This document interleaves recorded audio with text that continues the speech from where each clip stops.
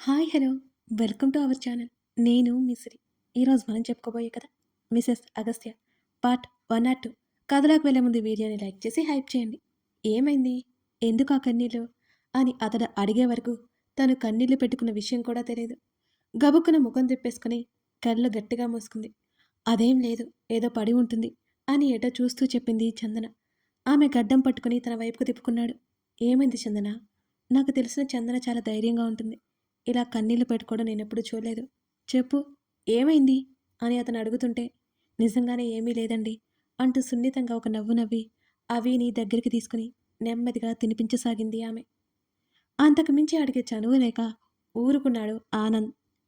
చందనకి మనసు మనసులా లేదు. అతను అడగగానే అతని హృదయం మీద వాలిపోయి అన్నీ పంచుకోవాలనిపించింది. కానీ ఏదో తనని ఆపేసింది. ఇన్నాళ్ల కాలంలో తనకేమైందని అడిగినవారు లేరు.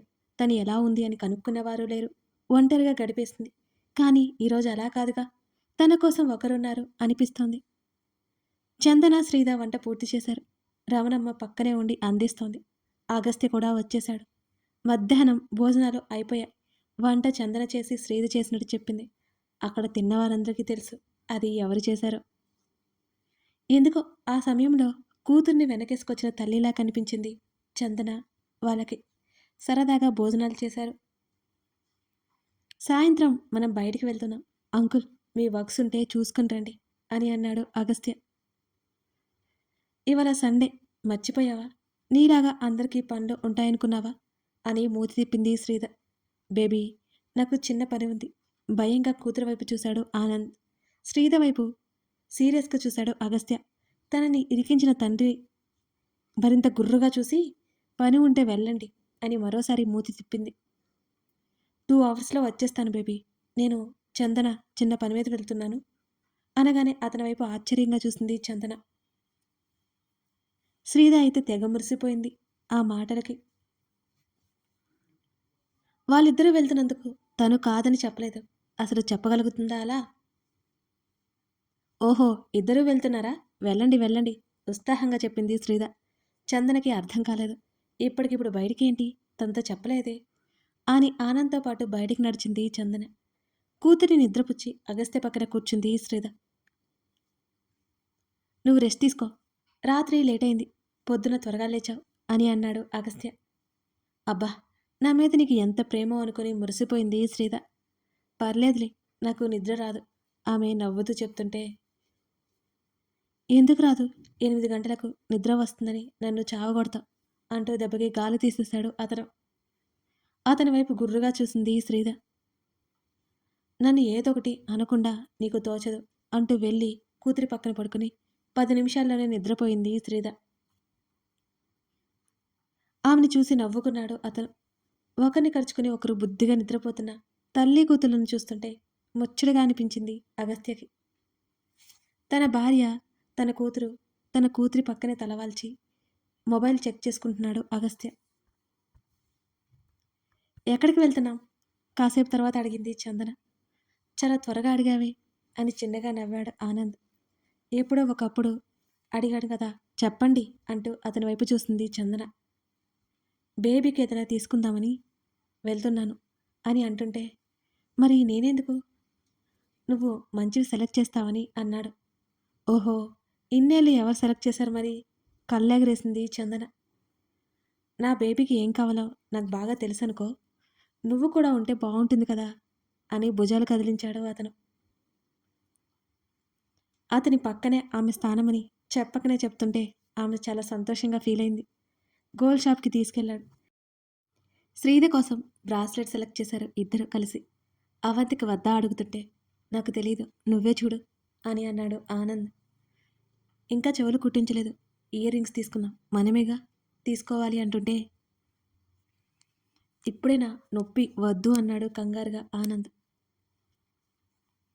మీకేం తెలియదులేండి అంటూ అవంతి కోసం ఇయర్ రింగ్స్తో పాటు మెడలోకి చేతులకు కూడా తీసుకుని, అయిపోయింది, బిల్లింగ్ చూడండి అని అంది చందన. ఇంకా అవలేదు కదా అని అన్నాడు ఆనంద్. లేదు, అన్నీ తీసుకున్నా, ఇంకేమున్నాయి అని భర్తను చూస్తూ అడిగింది చందన. నీకోసం ఏం తీసుకోలేదు అని అతను అంటుంటే, ఉహు, వద్దు. శ్రీధర్ నగలిచ్చింది. నాకు అసలు ఇష్టం లేదు. బలవంత పెట్టకండి. ఆమె హడావుడిగా చెప్పింది. ఆమె మాట వినలేదతను. చందన కోసం ఏం తీసుకుంటే బావుంటుంది అంటూ కూతురికి మెసేజ్ చేశాడు. శ్రీధర్ గాఢ నిద్రలో ఉంది కదా, ఆ మెసేజ్ అయితే చూసుకోలేదు. కాసేపు వెయిట్ చేసి బాగా ఆలోచించాడు. ఎప్పుడో శ్రీధర్ చెప్పిన మాటలు గుర్తుకొచ్చాయి. నల్లపూసల చైన్ తీసుకున్నాడు. ఆమె వారిస్తున్నా అతను సీరియస్గా ఉండడంతో చందన కూడా ఇంకేమీ మాట్లాడలేదు. ఆ తర్వాత ఇద్దరు బయటకొచ్చారు అక్కడి నుంచి. నాకు వద్దు అంటే ఎందుకు వినరు మీరు? స్వతహాగా ఎవరి దగ్గర ఏమి తీసుకుని చందన అడిగేసింది. ఎందుకు వినాలి అన్నాడు అతను. నాకిష్టం లేదు ఆమె చెప్పింది. కారు స్లో చేసి, మనం వేరు కాదు చందన. నేను పరాయివాణ్ణి కాదని అనుకుంటున్నాను. ఆమె చేతి మీద సున్నితంగా చేయి వేసి చెప్పడంతో ఆమెకు ఇక మాట రాలేదు. "హ్మ్" అంటూ తలదించుకొని నెమ్మదిగా తలూపి కూర్చుంది మౌనంగా. చేతిని తీసేసి డ్రైవింగ్ మీద దృష్టి పెట్టాడు. వాళ్ళ ఇంటికి వెళ్ళేసరికి అగస్త్య హాల్లో ఉన్నాడు. అవంతి కూడా నిద్రలేచి తండ్రితో ఆడుతోంది. శ్రీధ ఎక్కడా అడుగుతున్న చందన మాటలకి నిద్రపోతుంది. డిస్టర్బ్ అవుతుందని తీసుకొచ్చాను అవిని అని అన్నాడు అతను. ఆనంద్ అక్కడే కూర్చుంటే చందన వస్తువులు పట్టుకుని గదిలోకి వెళ్ళిపోయింది. ఆ నల్లపూసల దండ తడుముకుంది. అతను వేసుకోమన్నట్టు గుర్తొచ్చింది కానీ ఆమె వేసుకోలేదు. తను చూసిన మగవాళ్ళందరూ వీళ్ళలా లేరు. భార్యని ఎంత ప్రేమగా చూసుకుంటారు. కూతుర్ని ఇంకా ఎంత అపురూపంగా చూసుకుంటారు. ఆడపిల్లలంటే వీళ్ళ దృష్టిలో చాలా విలువనిది. ప్రాణాలు పెట్టేసుకుంటారు వీళ్ళు. తనకి ఇలాంటి వాళ్ళు కనిపించలేదు ఎందుకు ఇంతవరకు. కాపు కాసి అదును చూసే వేటాడే వాళ్ళు తప్ప. ఆమె గాఢంగా నిట్టూర్చింది. అన్నీ జాగ్రత్తగా పెట్టి ఫ్రెష్ అవ్వడానికి వెళ్ళిపోయింది. చేతుకున్న వాచ్ వైపు ఒకసారి చూసుకుని శ్రీధర్ మొబైల్కి మిస్డ్ కాల్ ఇచ్చాడు అగస్త్య. వస్తున్నా.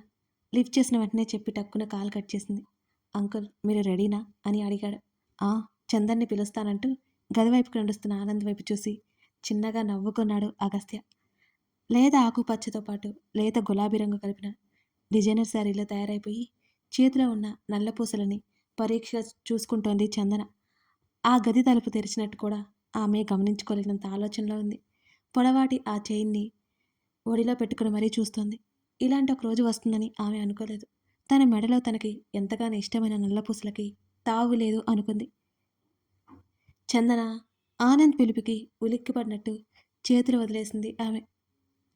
అప్పటి వరకు ఆమెను గమనించిన అతను ఆమె ఒడిలో ఉన్న ఆ చైన్ని తీసుకున్నాడు. లేవబోతున్న ఆమె భుజం మీద చేయి వేసి కూర్చోమన్నట్టే చూశాడు. ఆమె కాళ్ళు కిందకి వేసుకుని మామూలుగా కూర్చుంది. ఇది నీకు నచ్చలేదా? లేకపోతే నేనివ్వడం నచ్చలేదా? ఆమె ప్రవర్తన అర్థం చేసుకోవడానికి అన్నట్టు ప్రయత్నం చేస్తూ అడిగాడు. చచ అదేం లేదు, చూస్తున్నాను అంతే అని గాబరాగా చెప్పింది. నీకు నచ్చకపోతే వేసుకోవద్దు. బలవంతం ఏమీ లేదు. చిరునవ్వుతో చెబుతున్నా ఆనంద్ వైపు చూసి నిజమే చెప్తున్నాను, అదేమీ లేదు. నాకు చాలా చాలా నచ్చింది అంటూ చేతిని ముందుకు చాపింది చందన. పర్లేదా అని అడిగాడు. ఆమెను ఇబ్బంది పెట్టడం ఏమాత్రం ఇష్టం లేదో అతనికి కూడా. అసలు శ్రీధని అనాలి. చందనకి ఇష్టం లేకుండా పెళ్లి చేసినట్టుంది. అపరాధ భావం తొంగి చూసింది అతని ముఖంలో. నిజంగానే పర్లేదు, ఇవ్వండి చిరునవ్వుతో అడిగింది చందన. ఆమెకివ్వబోతున్న అతన్ని చూసి ముఖం మాడిపోయింది చందనకి. ఇది వేయాలని కూడా తెలీదా? భార్య పోగానే పొరపాటున సన్యాసం కాని పుచ్చుకోలేదు కదా అయినా అని మనసులో అనుకుంది. ఏంటి తీసుకో అలా చూస్తున్నావు అని అయోమయంగా చూశాడు ఆనంద్. మీరే వేయండి. ఆ మాట చెప్పడానికి ఆమె చాలా కష్టపడింది. ఆమె నుంచి అది ఊహించని అతనికి నిజంగానే క్షణకాలం ఏమీ అర్థం కాలేదు. తల వంచుకుని జడని పక్కకు వేసుకుంది చందన. తడబడుతున్న చేతులతో మరింత నెమ్మదిగా ఆమె మెడలో వేశాడు. హృదయానికి కాస్త పైన ఉన్న ఆ చైన్ మెడలో పడగానే ఆమె పెదవులు విచ్చుకున్నాయి. జడని సరిగ్గా సర్దుకుని అతని వైపు తల ఎత్తి చూసింది ఆమె. ఏమైందండి? ఇంకా అలాగే ఉన్న అతన్ని ఆమె కదిపింది. ఏం లేదు, అయిపోతే ఇక వెళ్దాం అని అన్నాడు ఆనంద్. ఆమె తలాడించి బ్యాగ్ అందుకుంది. ఆమెనే చూస్తున్నాడు అతను. ఇవాళ ఇంకా బాగుంది రోజుల కంటే, కానీ చెప్పలేడు. తన ఆఫీస్లో వర్క్ చేసేటప్పుడు ఎంతో చక్కగా ఒద్దికగా ఉండేది. ఎంతమంది ఈమె కోసం పడిగాపులు కాసేవారు అతనికి తెలుసు. ఆమెకు అలాంటి ఉద్దేశం లేదని ముఖం మీద చెప్పేసేది. అన్నీ తెలుసు. సడన్గా చెప్పా పెట్టకుండా ఎందుకు మానేసి వెళ్ళిపోయిందో అతనికి ఇంకా తెలియలేదు. ఆ తర్వాత ఆమెను చూడలేదు. ఇప్పుడా అలా తన భార్య అవుతుందని అసలు ఏనాడు ఊహించలేదు తను. ఏమైంది అంటే అతని ముఖం ముందు చెయ్యాడించింది చందన. ఏం లేదులే అని తేరుకొని ఆమె కంటే ముందు బయటికి నడిచాడతను. చందన కూడా అతన్ని అనుసరించింది. అవంతిని నడిపించుకుంటూ కిందకు వస్తున్న శ్రీత మీద ముగ్గురు చూపులు పడ్డాయి. లావెండర్ కలర్, మెజంటా కలిసినట్టున్న డ్రెస్. పాదాలకు కాస్త పైనే ఉంది. పైన క్లిప్ పెట్టి జుట్టు వదిలేసినట్టుంది. అలాంటిదే అవంతికి కూడా వేసింది. ఇద్దరు ఒకేలా తయారై వస్తుంటే ఎత్తుకుని ఆమెను గిరాగిరా తిప్పేయాలనిపించింది అగస్త్యకి. బుజ్జి అవంతి అయితే ఇంకా ఇంకా క్యూట్‌గా ఉంది. రెప్ప వాల్చకుండా చూస్తున్న వదిని చూసి శ్రీధ కళ్ళు గర్వంతో మెరిశాయి. ఎప్పుడూ తనని యావరేజ్, యావరేజ్ అని ఏడిపిస్తాడు కదా! ఇవాళ చెప్తుంది అతని పని. నేను రెడీ అయిపోయారు అంటూ ముందుకొచ్చింది శ్రీధ. అవంతి అగస్త్య కాళ్ళను చుట్టేసేసరికి కూతుర్ని ఎత్తుకున్నాడు. కూతుర్ని ఎత్తుకుని బుగ్గ మీద ముద్దు పెట్టుకుని శ్రీధ వైపు చూశాడు అగస్త్య. ఏంజెల్లా ఉన్నావు బేబీ. తండ్రి నుంచి వచ్చిన కాంప్లిమెంట్‌కి తండ్రిని హత్తుకుని థ్యాంక్ యూ చెప్పింది శ్రీధ. నా అవి ప్రిన్సెస్‌లా ఉంది అని వెంటనే అన్నాడు అగస్త్య. శ్రీధ ముసిముసిగా మరోసారి నవ్వుకుంది పతి మాటలకి. అగస్త్య మాటలకు చందన, ఆనంద్ ఇద్దరూ నవ్వేశారు. నిజమే, అవి నీ ప్రిన్సెస్ అంటూ ఆనంద్ చేతులు చాపగానే అతని దగ్గరికి వెళ్ళింది అవంతి. అంకుల్, మీరు మీ కార్‌లో రండి. మేము రిటర్న్ అయిపోతాం అటునుంచటు అని అగస్త్య చెప్పాడు. దానికి సరే అన్నట్టు తల ఊపాడు ఆనంద్. పాపని మాతో తీసుకొస్తాం చందన అడిగింది. అగస్త్య అలాగేనన్నట్టు చూడగా వాళ్ళు బయటికి నడిచారు. వాళ్ళు బయటికి వెళ్ళడం ఆలస్యం. శ్రీధ నడుముని చుట్టూ చెయ్యేసి దగ్గరికి తీసుకున్నాడు అగస్త్య. ఓయ్ ఏంటిది? కీచుగా అరిచింది శ్రీధ. ఇవాళేంటి యావరేజ్ కంటే అబవ్ యావరేజ్ ఉన్నావు అని అతని మాటలకు ఒళ్ళు మండిపోయి పళ్ళు నూరుకుంటూ చూసింది శ్రీధ. ఇప్పటి వరకు నా వైపు కళ్ళార్పకుండా చూసి ఇప్పుడేమో ఇలా అంటాడా? చెప్తా, ఈతగాని సంగతి చెప్తా అని మనసులో అనుకుంది శ్రీధ. ఆమె కింద పెదవి మీద వేలితో తడుముతుంటే లిప్స్టిక్ పోతుంది అంటూ అతని చేతిని నెట్టేసింది. నాకంటే ఆ దిక్కుమాల లిప్స్టిక్ ఎక్కువ నీకు అని అతను కళ్ళు చిన్నవి చేసి చూశాడు. అంతే కదా మరి, మేము యావరేజ్. మేకప్ వేస్తేనే కదా కాస్త మీ కళ్ళకు కనిపించేది అని మూతి తిప్పుకుంటూ చెప్పి అతని నుంచి దూరం జరిగింది ఈ శ్రీధ. ఆమె పొగరుగా జుట్టు వెనక్కి వేసుకుని వెళ్ళిపోతుంటే నవ్వుకుంటూ ఆమెను అనుసరించాడు మిస్టర్ అగస్త్య చక్రవర్తి. వాళ్ళ కారు కాస్త ముందుకు వెళ్ళగా అగస్త్య పక్కనే ముఖం తిప్పుకుని కూర్చుంది శ్రీధ. అయితే లిప్స్టిక్ ఎక్కువ అంట అని అడిగాడు మరోసారి. అవును, ఆమె ముఖం తిప్పుకుని చెప్పింది. కారు విండోస్ క్లోజ్ అయిపోయాయి. ఆమె తల వెనుక చెయ్యేసి ముఖాన్ని తన వైపుకు లాక్కున్నాడు. ఇష్టంగా ఆమె పెదవులు అందుకున్నాడు. శ్రీధ దూరం జరపలేకపోయింది. అతని చొక్కాని గట్టిగా పట్టుకుని ఆమె ఊపిరి భారమవుతుంటే వదల్లేక వదిలాడు అగస్త్య. బుగ్గలు రెడ్ అవుతుంటే ముఖం తిప్పుకుంది. ఏంటి నువ్వు అతన్ని చూడకుండా ఆమె చెప్తుంటే నాకంటే లిప్స్టిక్ ఎక్కువ అన్నావు కదా, తీసి పడేశాను అంటున్న అతని మాటలకు కళ్ళు పెద్దవి చేసి మొబైల్ ఓపెన్ చేసి కెమెరా ఓపెన్ చేసి చూసుకుంది. వెంటనే తను తాను చూసుకుని అతని వైపు కోపంగా చూసింది. పొస్సివ్నెస్ వీటిల్లో కూడా ఉందా నీకు అని ఆమె గయ్యమంది అతని మీద. నోరు మూసుకోలేదనుకో, నోరు ఎలా మూయించాలో నాకు బాగా తెలుసుగా అని నవ్వుకుంటూ కార్ స్టార్ట్ చేశాడు అతను. చటుక్కున మూతి మీద చేయి పెట్టుకుంది శ్రీధ. రాక్షసుడు, శాడిస్టు అని తిట్టుకుంటూ హ్యాండ్ బ్యాగ్ ఓపెన్ చేసి మళ్ళీ లిప్స్టిక్ని లైట్గా వేసుకుంది. బర్త్డే రోజు కూడా ఏడిపిస్తూనే ఉంటాం అంటూ మూతి తిప్పి పక్కకు తిరిగి కూర్చుంది శ్రీధ అలిగిపోయి. అతని కార్ ఒక రెస్టారెంట్కి వెళ్ళింది. కార్ డోర్ తీసి అగస్త్య చెయ్యి ఇవ్వగానే అతని చేతిలో చేయి వేసి కిందకి దిగి అతని వైపు ప్రేమగా చూసింది శ్రీధ. ఆమెను టెర్రస్ మీదకి తీసుకువెళ్ళాడు అగస్త్య. వాళ్ళు చివరి మెట్టు దగ్గరికి వెళ్ళగానే హ్యాపీ బర్త్డే టు యూ శ్రీధ అంటూ ఒక్కసారిగా అందరూ చెప్పారు. క్రిష్, అనిక, విన్ని, వంశీ, బామ్మ, చక్రవర్తి, ఆనంద్, చందనంతో పాటు బుజ్జి, అవంతి కూడా అక్కడే ఉన్నారు. వీళ్ళు వెళ్ళేసరికి అక్కడ ఉన్నవారిని చూసి శ్రీధ సంతోషానికి అవధుల్లేవు. కేరింతలు కొట్టింది ఆమె. సారీ మై డియర్ రావణ్, నీ గురించి తెలిసి కూడా తిట్టుకుంటూనే ఉంటాను అని మనసులోనే అనుకుంది శ్రీధ. థ్యాంక్ యూ సో మచ్ అంటూ బామ్మని హగ్ చేసుకొని అందరినీ పలకరించింది శ్రీధ. అందరి సమక్షంలో కేక్ కటింగ్ చేయించాడు. అగస్త్యకి పెట్టబోతుంటే అంకుల్‌కి అన్నట్టు చూపించాడు. ఆమె నవ్వుతూ అతనికి పెట్టేసి తండ్రికి పెట్టేసింది. అవంతి మాత్రం టేబుల్ మీద కూర్చొని మూతి అంతా కేక్ రాసేసుకుంటూ తినసాగింది. ఒక్కొక్కరు తినిపించి శ్రీధర్‌కి గిఫ్ట్స్ ఇచ్చారు. వాళ్ళందరూ రావడం చాలా సంతోషంగా ఉంది ఆమెకి. వంశీని కూడా పిలవడం చూసింది కానీ అగస్త్య వంశీతో మాట్లాడలేదు. వంశీ ఏదో మాట్లాడుతుంటే మౌనంగా తలాడిస్తున్నాడు అగస్త్య.